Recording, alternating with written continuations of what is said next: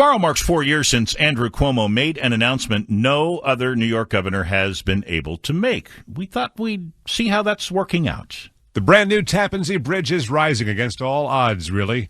In the second widest part of the Hudson River, one of the worst places to put a bridge. But everything here in the Tappan Zee Bridge story is guided by politics. Politics across the Hudson spells it all out in amazing detail, with access to governors and engineers. On the newsline is the writer of this book, Philip Mark Plotch, former insider himself at the MTA, World Trade Center, Lower Manhattan Development Corporation, teacher at St. Peter's University now in Jersey City. Governors have been trying since the 70s to get this bridge rebuilt. Andrew Cuomo got it done. How? Well, Andrew Cuomo figured out a way to get something accomplished within one term of office. And that was something that the other governors couldn't figure out how to do. They were trying to have a very inclusive process of bringing all the sides together, so the environmentalists and the business leaders and the commuters.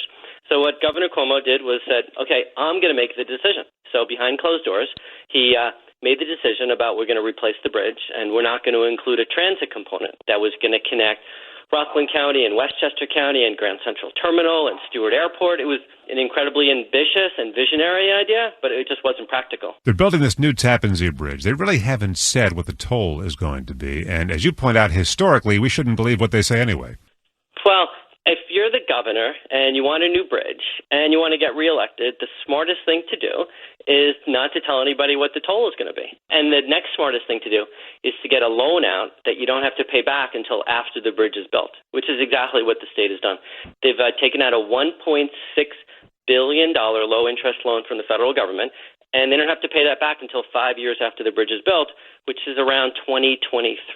This governor doesn't have to worry too much about paying that loan back and what the tolls are going to be and what taxes have to get raised.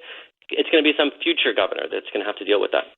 We saw Andrew Cuomo go to LaGuardia Airport and talk about the need to rebuild it and tear it down and build a new one for $4 billion. What do you think the odds are it's going to stay at $4 billion by the time it's done?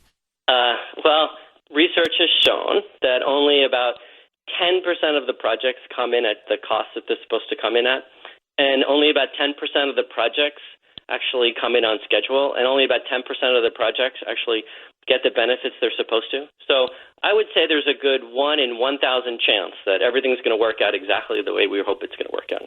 Very interesting read. It's Politics Across the Hudson, Philip Mark Plotch. Phil, thank you very much. Hey, thank you.